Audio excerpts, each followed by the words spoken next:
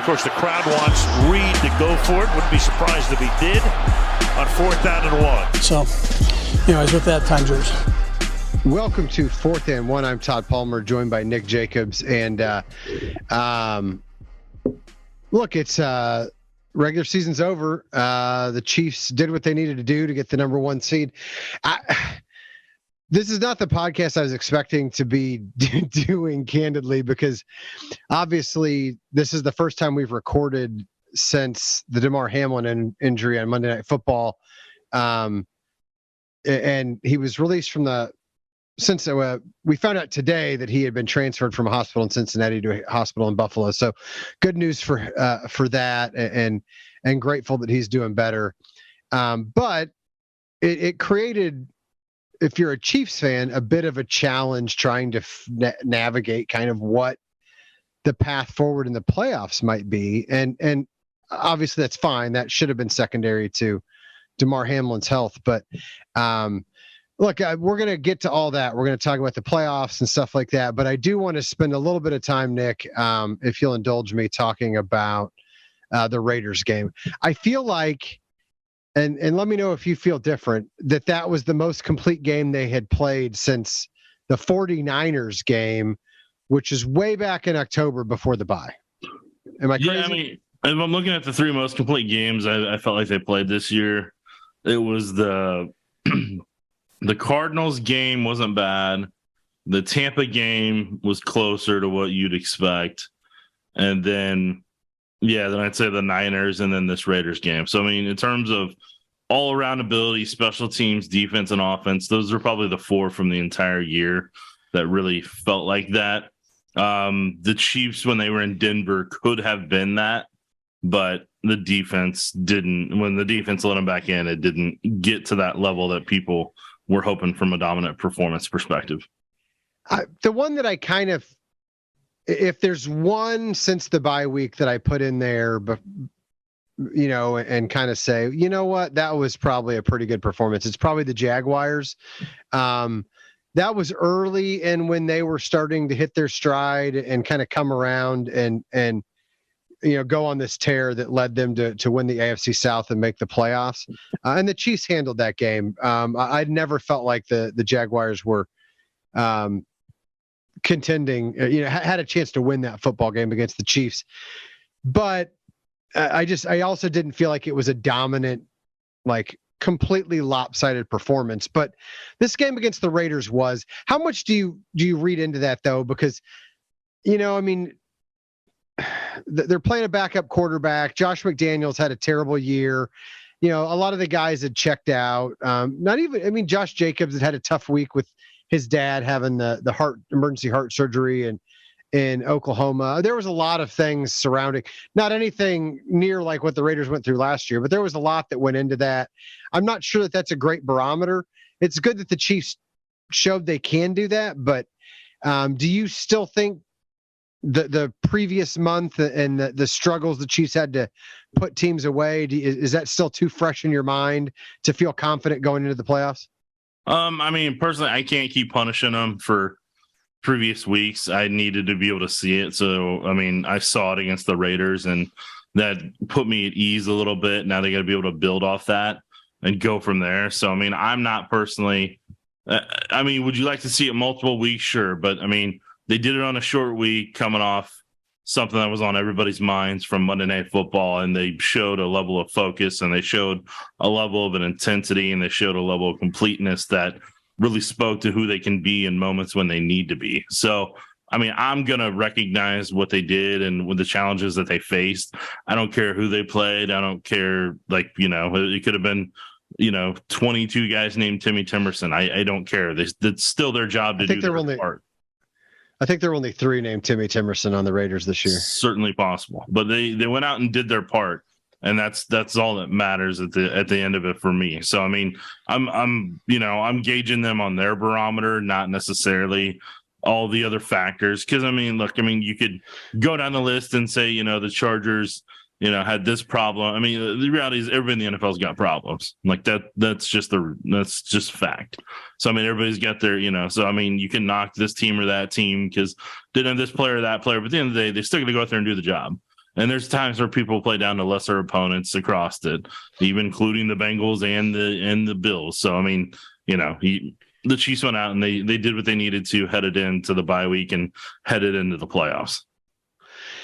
Yeah, and look, I think they deserve a lot of credit for finishing 14-3. I mean, there's something to be said for that because,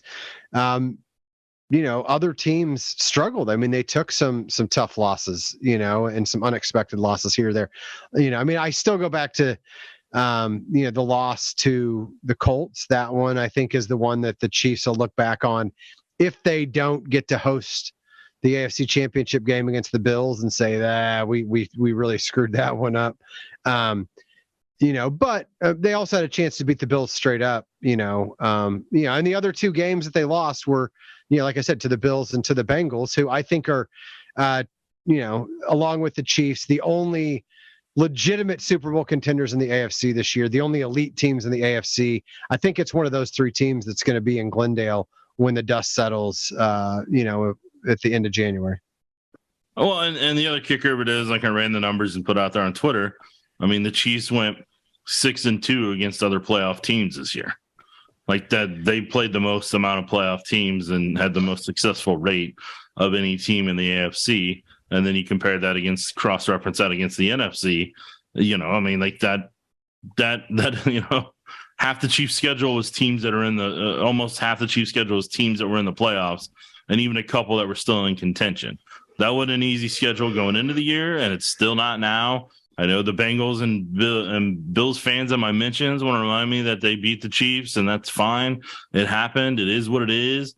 So, I mean, honestly, all this is in the playoffs at this point, just going out and shutting people up at this point.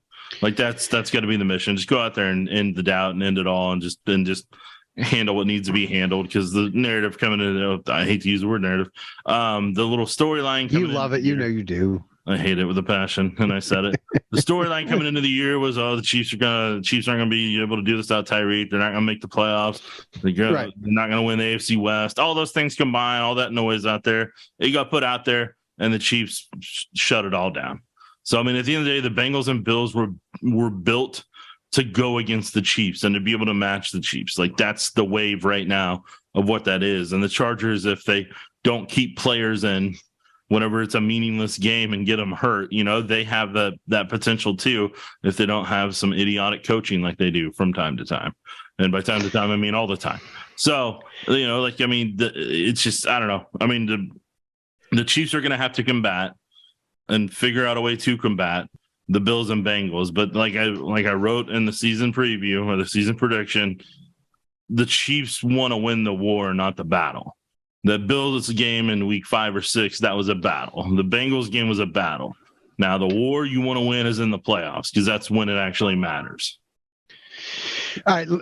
And turning our attention toward the playoffs, I want to ask, what was a bigger deal to you in that Raiders game? We know who and what Patrick Mahomes is. But they rushed for 168 yards in that game. You saw, Pacheco was a monster. Jerick McKinnon continues to be a force, especially in the red zone. It's good to see Ronald Jones get his feet wet in case he's needed. And then you saw the 6 sacks. Chris Jones got 2.5 to tie his career high with 15.5. Mike Dana had a couple. George Karlaftis had one for the 6th straight game, whatever it was. What was the most encouraging thing among some of those things that you saw, or if you want to pick, no significant injuries, unless you count Frank Clark, coming out of that game as you look toward the divisional round now? I'm not too worried about Frank Clark, simply because I saw his Instagram post, and it sounds like he plans to be ready in 2 weeks. So I'm not terribly worried about that, seeing his post, because if there's anybody who puts their mind to it and gets something done, it's Frank Clark in terms of battling back through stuff. That dude's got a physical and mental toughness that's unreal. So I'm not too worried about him after seeing that post. But on offense, the Chiefs have built up an effective run game, which is what they spent since the 49ers game That's what they spent half the season doing to get ready for this time and for this moment and to be in a rhythm and to have that available. Then the Chiefs started slowly throwing in the deep shots over the past couple weeks because they know they want to build up that part of their offense, especially when the offensive line, they think they can handle those 5 to 7 step drops. Where they can or can't just depends on the day and the pass rush. But I mean, that was the other portion of it. Watson was successful with it. Ideally, you want to see McCole Hardman come back and try to be successful with it. Valdez-Scantling and Mahomes still really aren't on the same book. But I mean, they aren't. But Valdez-Scantling had one of his best seasons ever. I mean, if you look at statistically, Valdez-Scantling still had one of the best seasons of his career, which was striking to me when you watch all the games and you think of all the missed opportunities they had, and the kind of season he could have had. But still, I think we saw who and what Marquez Valdez-Scantling is. No, yeah, definitely saw it. So, I mean, it's going to have to make some decisions in the offseason on that portion. So, I mean, from an offensive perspective, that you saw there, Noah Gray is really kind of going to potentially turn himself into a nice check down and integral part here in the playoffs, you're hoping. Defensively, I was surprised when I saw the Chiefs when they sent out their email, and there was like the Chiefs defense had like 53 sacks for the year. They're right up there with 55, 55, I think. Okay, so then that might have been in 2018, and 55 was this year. Because I was like, really? That in 2018, the 2 times they had the most sacks? So, okay. All right, then. But it makes sense in 2018 because of how many passing options they had. So, I don't know, it's just interesting because the Chiefs were rushing attack. Were trying to run the clock down game after game. And in 2018, you had teams who were trying to play catch up with the Chiefs' high-powered offense. So, I mean, it's just interesting the dynamic, how different it was, but they still got close to that same total. That was really intriguing to me on that part of it. But yeah, I mean, defensively, look, I mean, they're starting to force turnovers and they're starting to create that. So you hope that that's a trend that can continue over hopefully the next 3 games. And then, defense is tightened up in a couple spots, but I would like to see, I mean, it's going to come down to Chris Jones and George Karlaftis really kind of helping lead that pass rush to a certain level to make the difference in the divisional round and hopefully conference championship round. Because those are where you need those guys to really step up, especially if you're going to play Burrow Allen, because you only want to bring 5 if you if you can, and leave everybody else back in pass coverage. Yeah, I mean I think the ability to get some pressure with 4 or 5, and not just get some pressure, but get home and get some sacks is going to be key. I think Chris Jones is highly motivated, and I think George Karlaftis is in a pretty good place. He's got a high motor. You saw once again, he got pushed up the field, but he had another one of those relentless kind of sacks against Jarrett Stidham in the Raiders game where he got pushed past the quarterback, but rallied back with some counter moves to make the sack. So encouraging stuff there, especially if they can get contributions from Colin Saunders and Mike Dana. And if Frank Clark is able to go and is able to play at kind of the level he's been at this year, I mean, they're not. I don't see him getting 6 sacks against the Josh Allen and the Bills or Joey Burrow and the Bengals in the playoffs, but you get 2 or 3 and you'd be in a pretty good spot to ruin a couple drives and do your part to get the team, the offense back on the field. We talked previously about how critical it was, we thought, for the Chiefs to get that bye. It didn't quite happen the way that we thought it would, but this set up about as perfectly as it could, right? I mean, the Chiefs are going to have to probably play. Let's assume the Bengals and the Bills don't get upset by either the Ravens or Miami. Then the Chiefs are probably getting the Jaguars Chargers winner. The Chiefs are going to be favored in that game, especially at home. And then, if it's the Bengals, it's a neutral, if it's the Bills, it's a neutral site game. If it's the Bengals, it will be played at GEHA Field because of some of the things that are going on there. But what do you make of the setup in the AFC? do you agree with me that the Chiefs got about as favorable as a situation as they possibly could?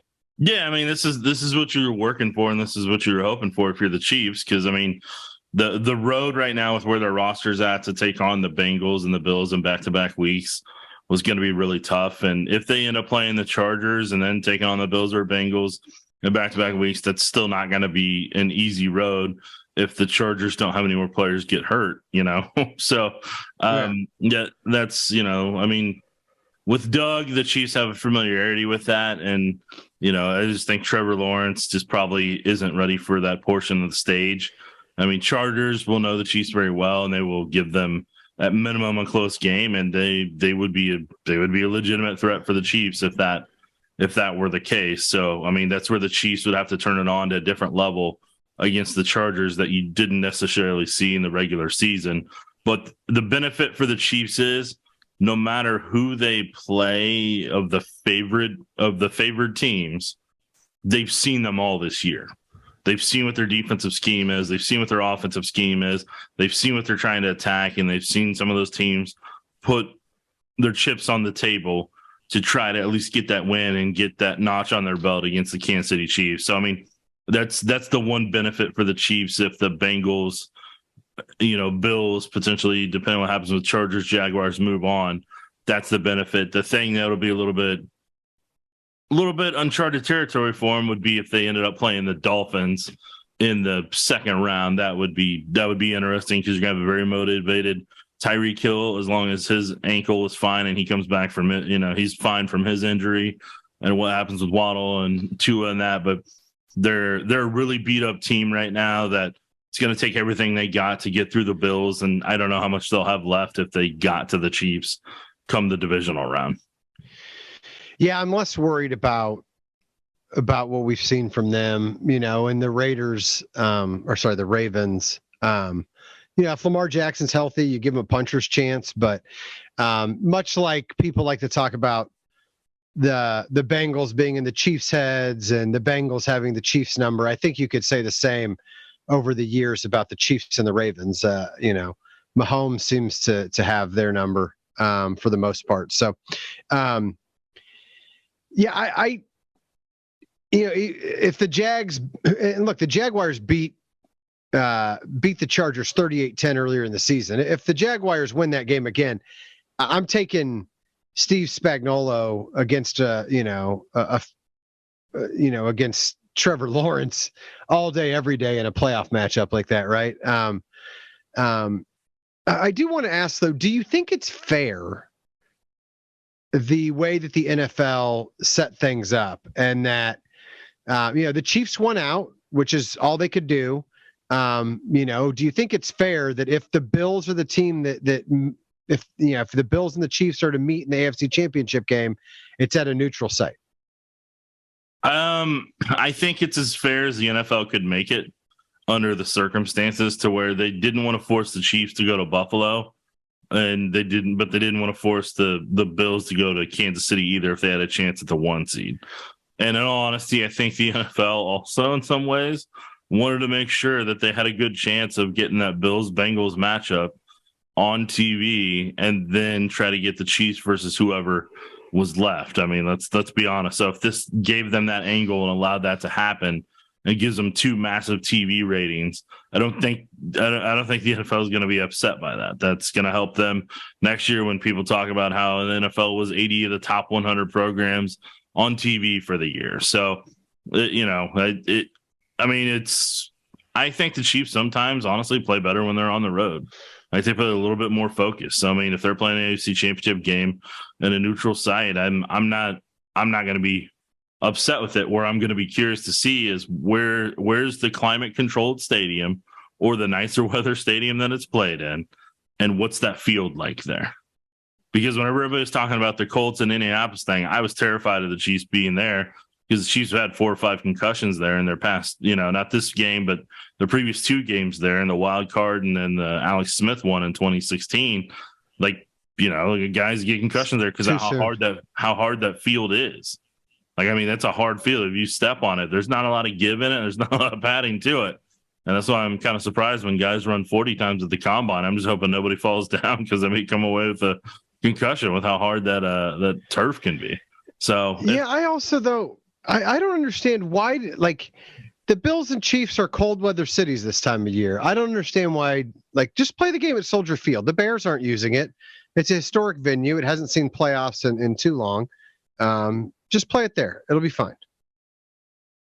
I think anything is on the table, but I do also kind of wonder if the NFL's got to take into account, hey, what gives them the best money wise for suites, stadium wise? What can they get the most from a suite perspective?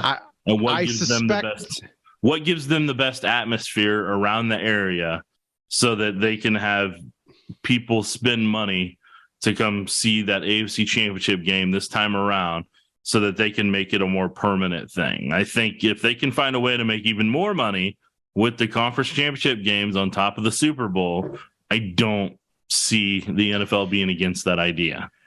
I've heard that a lot. I think the owners would be against that idea, though. If I'm Clark Hunt and I've got Patrick Mahomes, I'm not signing up for one playoff game, then two neutral site games under the current playoff scenario. Like that's not something I'm super interested in doing. I think I'd rather have two home games than a neutral site Super Bowl. I suspect that's what most of the owners would want, but you're right. Money talks. I don't think they're going to have an issue with getting, if it is a Chiefs, the only way it could be a neutral site game is if it's Chiefs Bills. I don't think you're going to have a problem getting Chiefs and Bills fans to show up for that game. No, I don't think the problem is be how many tickets are available, how many are open versus how many they do for potentially other advertising partners that they want to dedicate a section to, or, whatever they may end up having cooked up in the system. What about home preseason media rights partners? I don't know. Can we get some tickets? That's above me, sir. So, good luck to you on navigating that waters. But and like the kicker of it is, from a playoff perspective, ticket, if you go through the fine print and everything, some of the sales, the Chiefs would potentially lose out, if I remember correctly from the article, the parking and probably the parking and concessions. Concessions. Yeah. And I'm guessing that merchandise sales would be better at home, where you can control that. And so, and you're not having to split the available retail space. And so I think where the NFL would have to sell that to owners, if it did came to a vote down the road, would be how much more money could they make off of it this way, even with the split between the two, versus it just being at one home site. Now, the problem that you run into is the economy is where it would be at, how much of a big hit it would be for the surrounding economy for a couple days, and how much more money restaurants and hotels in that area would make from losing that game, for that weekend. Yeah, I just think it'd be a tough sale for me. I would want to give my team every advantage I could in those situations, And the other thing, not that I think the NFL will consider it highly, but asking fans to travel more than one weekend could get a little tricky, especially if, with the cost of attending some of these games and things like that. You're asking a lot of the fan bases in terms of the outlay. And I wouldn't be in favor of that personally, but one thing that I do think is a little bit unfair about the setup, though, is, they keep saying, well, the Bills, if they had beaten the Bengals, they would have had a shot at the number one seed. Well, if the Bengals had beaten the Bills, they would have had a shot at hosting the divisional round against the Bills. Right. Why aren't they having a coin flip for Bills Bengals, assuming that it comes down to that? Or why are they not playing that in a neutral site game? If I'm the Bengals, I'm pretty irritated, because if we, the way I look at it, if we had lost to the Ravens, you're making me coin flip for the wild card game. And, but and you're giving the Bills the chance, to, if they win, to go ahead and get a neutral site AFC Championship game.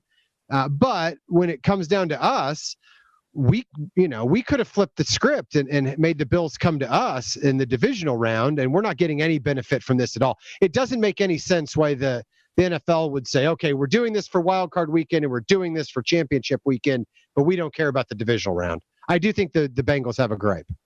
No, I mean, that's the one point of the whole thing that I do think probably I was disappointed in, was that the Bengals had no true shot of, if it's even on both parties for them, hey, this is what it should be. But if I remember correctly, what the Bengals ended up being, the Bengals finished 12-4, so they didn't have a chance to catch the Chiefs, but had they beaten the Bills, they would have had a chance to host that divisional game. Right. I think where the NFL probably had to protect themselves was the winning percentage thing. And if they opened themselves up to that part of it, I think that would have been a whole nother can of worms. So that's where they probably, if the Bills had lost to the Patriots, then I think that would have opened up that part of it. And that's where you probably could have put that stipulation in, but it was just going to be tough. Well, but it doesn't. The rationale used, though, for making the Chiefs acquiesce to the Bills in a championship game scenario was, well, they would have had a chance to get the number one seed. And if that's the standard you're going to apply, I think you have to apply it at every step along the way. That's the standard you were going to apply theoretically, because you went win percentage to determine that the Bengals were going to be the 3 seed, but that's the standard that you use to apply. Well, hey, had the Bengals lost, then the Ravens could have been the 3 seed in that scenario.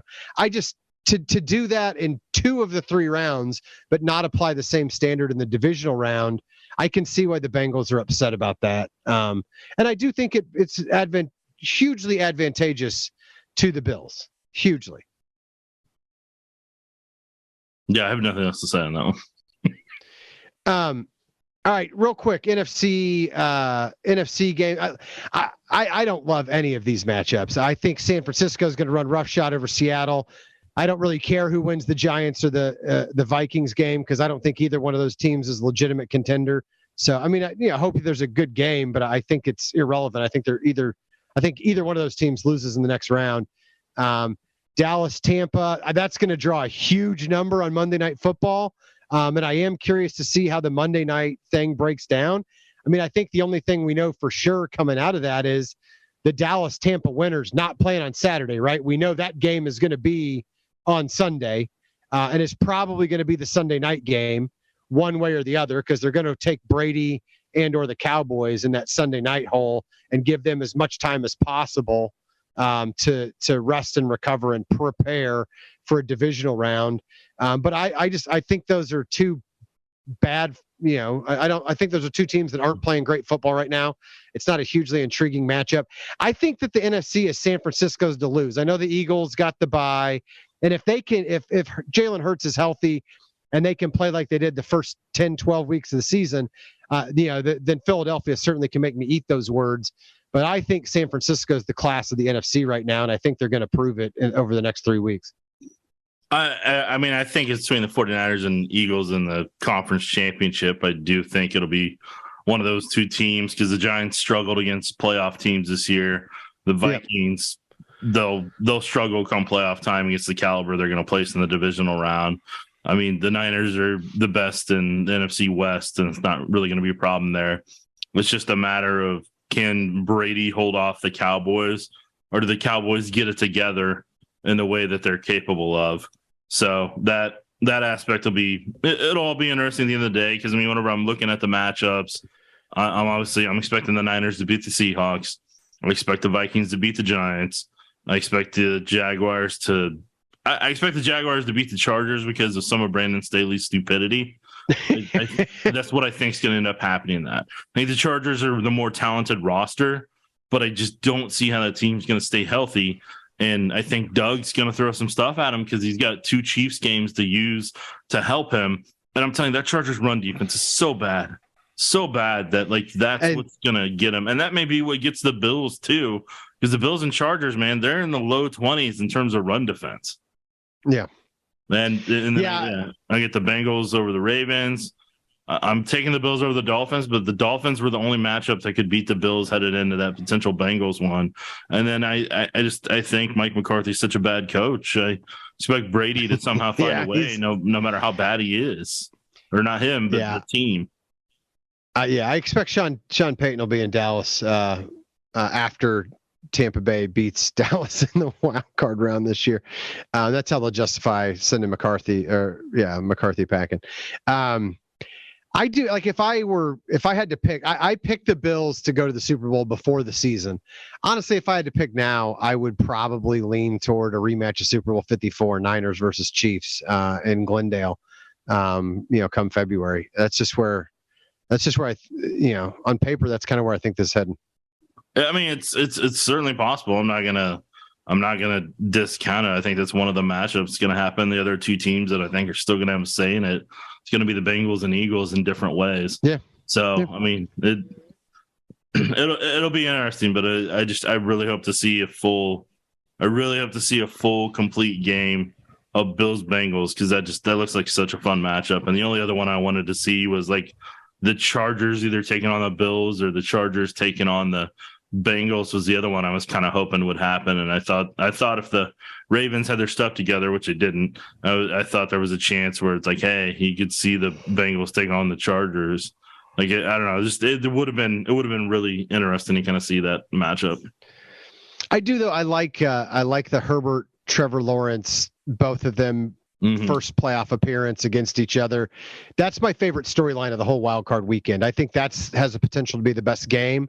I think that's the most intriguing matchup. I think most of the other games, I mean, if Tua Tagovailoa or Lamar Jackson play, then I think that changes the dynamic of those games. But still, both those guys have been out for a while. I'm not sure how sharp either one will be. I'm not sure either one is going to be 100% physically or mentally for that game. It's hard for me to see, an upset happening against the Bills or the Bengals. And then we kind of went through the NFC. I just think those are I just don't think those are great matchups featuring great teams necessarily.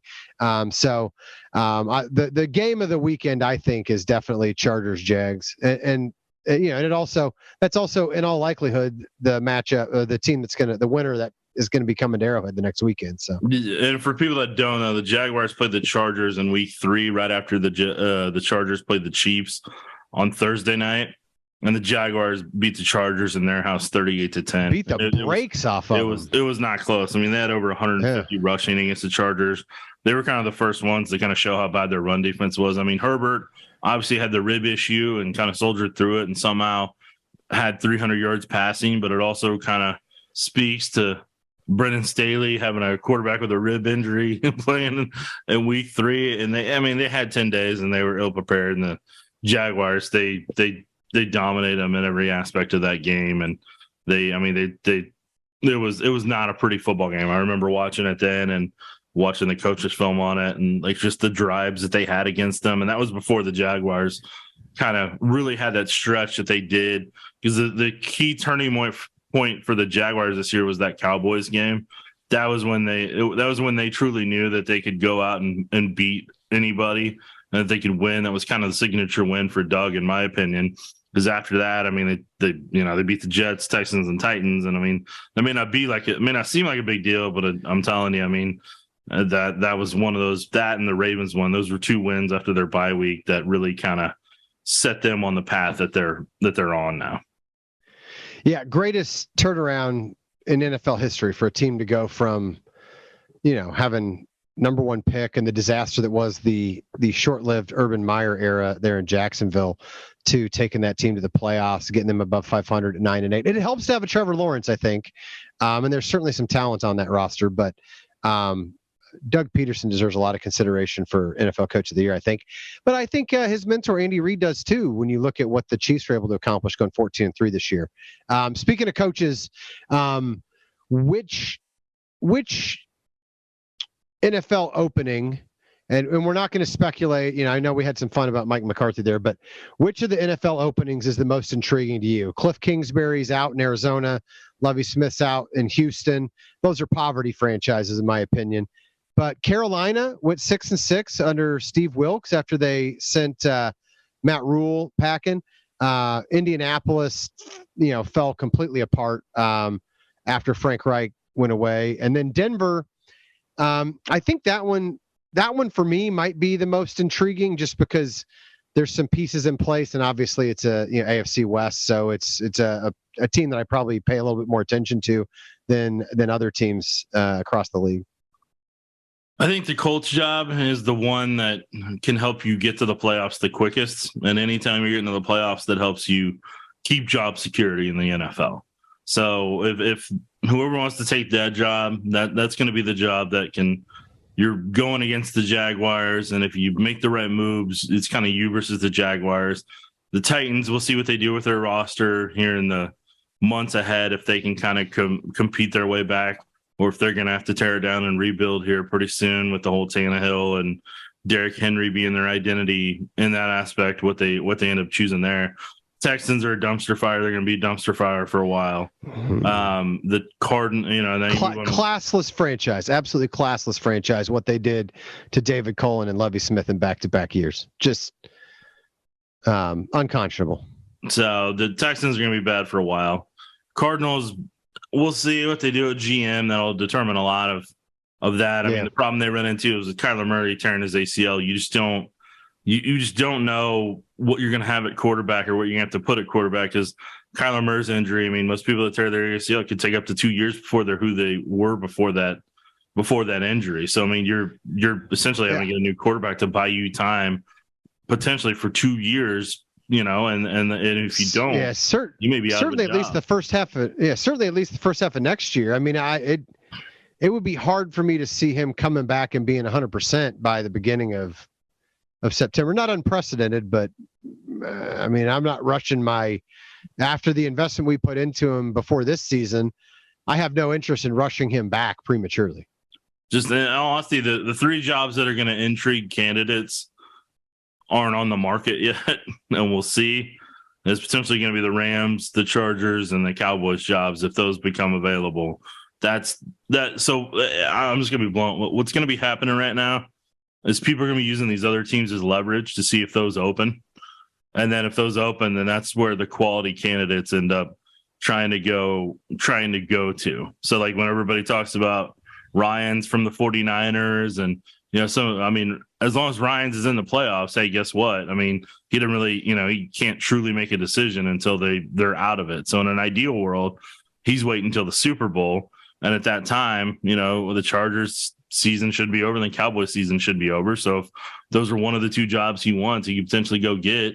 And I mean, somebody like Dan Quinn, who from what I'd heard through the grapevine last year, turned down that Broncos job to stay with the Cowboys.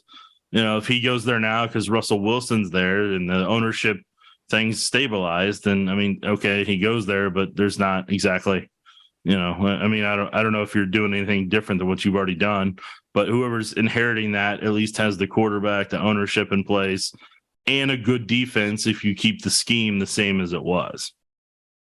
But you're going against Mahomes and Herbert every single year. Right.